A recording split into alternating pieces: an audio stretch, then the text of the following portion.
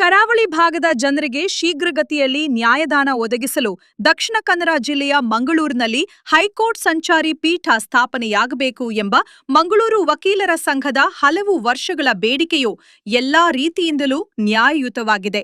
ಅಂತೆಯೇ ಇಡೀ ಮಂಗಳೂರಿನ ಜನತೆಯ ಪರವಾಗಿ ನನ್ನ ಆಗ್ರಹವೂ ಅದೇ ಆಗಿದ್ದು, ಅದರಲ್ಲಿ ಯಾವುದೇ ರಾಜಿಯಿಲ್ಲ. ಆರಂಭದಿಂದಲೂ ರಾಜಕೀಯ ರಹಿತವಾಗಿ ನಡೆದುಕೊಂಡು ಬಂದ ಈ ಹೋರಾಟದ ಪ್ರತಿ ಹೆಜ್ಜೆಯಲ್ಲೂ ವಕೀಲರ ಸಂಘದ ಜೊತೆ ನಿಂತು ಮಾನ್ಯ ಮುಖ್ಯಮಂತ್ರಿ ಸಿದ್ದರಾಮಯ್ಯನವರಿಗೆ, ಮಾನ್ಯ ಕಾನೂನು ಸಚಿವರಾದ ಎಚ್.ಕೆ. ಪಾಟೀಲ್ ರವರಿಗೆ, ಜಿಲ್ಲೆಯ ಎಲ್ಲಾ ಪಕ್ಷಗಳ ಜನಪ್ರತಿನಿಧಿಗಳು ಹಾಗೂ ಪ್ರಮುಖರ ಉಪಸ್ಥಿತಿಯಲ್ಲಿ ಮನವಿ ಸಲ್ಲಿಸಿದ್ದು ಮಾತ್ರವಲ್ಲದೆ, ವೈಯಕ್ತಿಕವಾಗಿ ಹಾಗೂ ಅಧಿವೇಶನದಲ್ಲೂ ಸರ್ಕಾರವನ್ನು ಹಲವು ಬಾರಿ ಆಗ್ರಹಿಸಿದ್ದೇನೆ ಎಂದು ಶಾಸಕ ವೇದವ್ಯಾಸ ಕಾಮತ್ ಹೇಳಿದ್ದಾರೆ. ಮಂಗಳೂರಿನಲ್ಲಿಯೇ ಹೈಕೋರ್ಟ್ ಸಂಚಾರಿ ಪೀಠ ಸ್ಥಾಪನೆ ಆಗಬೇಕು ಅಂತ ಹೇಳುವಂಥ ದೃಷ್ಟಿಯಲ್ಲಿ ಈಗಾಗಲೇ ಹೈಕೋರ್ಟ್ ಪೀಠ ಮಂಗಳೂರಿನಲ್ಲಿ ಆಗುವಂಥ ಪೂರ್ಣ ಪ್ರಮಾಣದ ಕೆಲಸ ಕಾರ್ಯಗಳ ಪ್ರಗತಿಯಲ್ಲಿದ್ದಂಥ ಸಂದರ್ಭದಲ್ಲಿ ಭಾರತೀಯ ಜನತಾ ಪಾರ್ಟಿ ಮತ್ತು ನಮ್ಮ ನಿಲುವು ಪ್ರಾರಂಭದಿಂದಲೇ ಮಂಗಳೂರಿನಲ್ಲಿ ಒಂದು ಸಂಚಾರಿ ಪೀಠ ಆಗಬೇಕು ಅಂತ ಹೇಳುವಂಥದ್ದನ್ನು ನಾವು ಒಟ್ಟಾಗಿ ಒಂದಾಗಿ ಹೇಳಿದಂಥ ವಿಚಾರಗಳನ್ನು ನಾನು ಉಲ್ಲೇಖ ಮಾಡಲಿಕ್ಕೆ ಬಯಸ್ತೇನೆ. ಇವತ್ತು ದಕ್ಷಿಣ ಕನ್ನಡ ಜಿಲ್ಲೆಯ ವಕೀಲರ ಸಂಘದ ವತಿಯಿಂದ ಬಹಳಷ್ಟು ಪರಿಶ್ರಮ ಪ್ರಯತ್ನಗಳನ್ನು ಮಾಡಿ ಆ ಪರಿಶ್ರಮದ ಪ್ರಯತ್ನದ ಫಲವಾಗಿ ಈ ಹಿಂದೆ ದಕ್ಷಿಣ ಕನ್ನಡ ಜಿಲ್ಲೆಯ ವಕೀಲರ ಸಂಘದ ಅಧ್ಯಕ್ಷರು ಮತ್ತು ಪದಾಧಿಕಾರಿಗಳು, ಅಧ್ಯಕ್ಷರಾದಂಥ ರಾಘವೇಂದ್ರ ಅವರು, ಅದೇ ರೀತಿ ಪದಾಧಿಕಾರಿಗಳಂಥ ಗಿರೀಶ್ ಮತ್ತು ಎಲ್ಲರೂ ನ್ಯಾಯಾಲಯದಲ್ಲಿ ನ್ಯಾಯವಾದಿಗಳಾಗಿ ಸೇವೆಯನ್ನು ಸಲ್ಲಿಸಿದ್ದಂಥ ಮೋನಪ್ಪ ಭಂಡಾರಿಯವರು ಮತ್ತು ವಿಧಾನ ಪರಿಷತ್ ಸದಸ್ಯರಾಗಿದ್ದಂಥ ಐವನ್ ಡಿಸೋಜ್ ಅವರು, ಅದೇ ರೀತಿ ವಿಧಾನ ಪರಿಷತ್ನ ಸದಸ್ಯರಾಗಿರುವಂಥ ಕಿಶೋರ್ ಕುಮಾರ್ ಪುತ್ತೂರ್ ಅವರು, ಶಾಸಕನಾಗಿ ನಾನು, ಡಾಕ್ಟರ್ ಭರತ್ ಶೆಟ್ಟಿಯವರು, ಉಮಾನಾಥ್ ಕೋಟ್ಯಾನ್ರು, ನಾವೆಲ್ಲರೂ ಪಕ್ಷಾತೀತವಾಗಿ ಎಲ್ಲರೂ ಒಟ್ಟಾಗಿ ಒಂದಾಗಿ ಯಾವುದೇ ಜಾತಿ ಮತ ಧರ್ಮ ಪಕ್ಷಗಳಿಲ್ಲದೆ ಮಂಗಳೂರಿನಲ್ಲಿ ಸಂಚಾರಿ ಪೀಠ ಆಗಬೇಕು ಅಂಥೇಳಿ ಈ ಹಿಂದೆ ನಾವು ಕಾನೂನು ಮಂತ್ರಿಗಳಾಗಿದ್ದಂಥ ಎಚ್.ಕೆ. ಪಾಟೀಲ್ ಅವರಿಗೆ ಮನವಿಯನ್ನು ಕೊಟ್ಟಿದ್ದೆವು. ಆ ಮನವಿಯ ಫೋಟೋ ದಾಖಲೆ ಕೂಡ ನಮ್ಮ ಹತ್ರ ಇದೆ. ಅದಾದ ನಂತರ ಇದೇ ತಂಡ, ಅದರಲ್ಲಿ ಮೋನಪ್ಪ ಭಂಡಾರಿಯವರು ಕೂಡ ಇದ್ದರು, ಇದೇ ತಂಡ ವಕೀಲರ ಸಂಘದ ಅಧ್ಯಕ್ಷರು ಮತ್ತು ಎಲ್ಲ ಪದಾಧಿಕಾರಿಗಳು ಸಿದ್ದರಾಮಯ್ಯ ಅವರಿಗೆ, ಮುಖ್ಯಮಂತ್ರಿಗಳಿಗೆ ಮನವಿ ಮಾಡಿದ್ವಿ.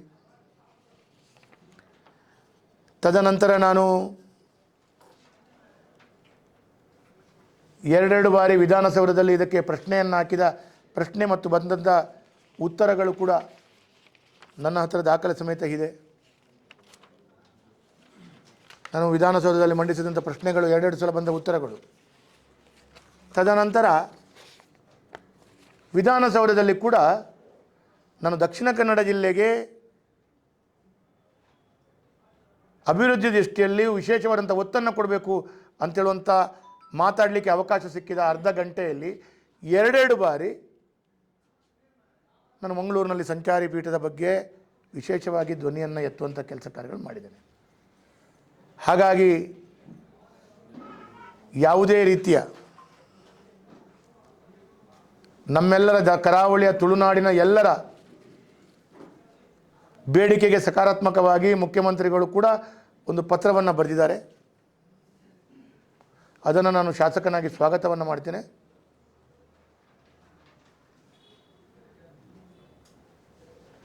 ಬೇರೆ ಬೇರೆ ಭಾಗದಲ್ಲಿ ಕೆಲವಾರು ಕಡೆಗಳಲ್ಲಿ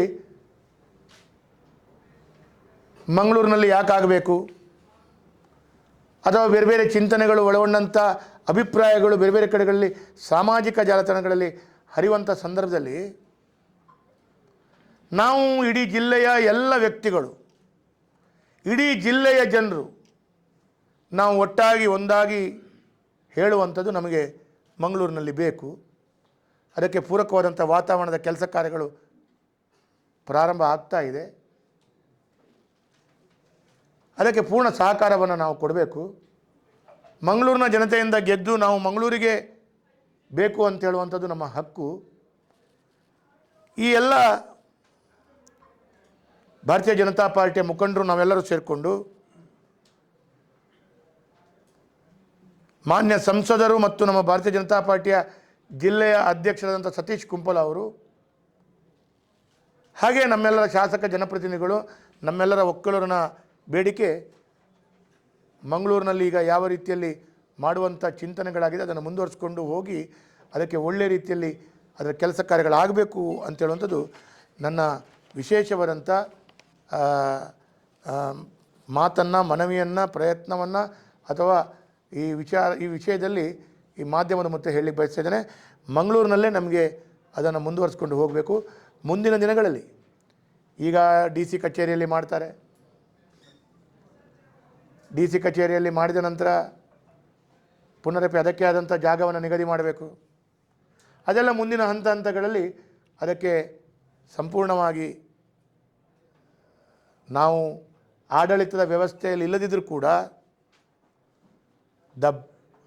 ಪ್ರಾರಂಭ ದಿನದಿಂದ ಇವತ್ತಿನ ತನಕ ಅದು ಮಂಗಳೂರಿನಲ್ಲಿ ಬರಬೇಕು ಅಂತ ಹೇಳುವಂಥ ಪ್ರಯತ್ನಗಳನ್ನು ಮಾಡಿದ್ದನ್ನು ಉಲ್ಲೇಖ ಮಾಡಲಿಕ್ಕೆ ಬಯಸ್ತೇನೆ. ಇನ್ನಷ್ಟು ಹೊಸ ಸುದ್ದಿಗಳಿಗೆ Google play store mega media TV android app download ಮಾಡಿಕೊಳ್ಳಿ. ಕ್ಷಣ ಕ್ಷಣದ news updates mega media news website visit ಮಾಡಿ.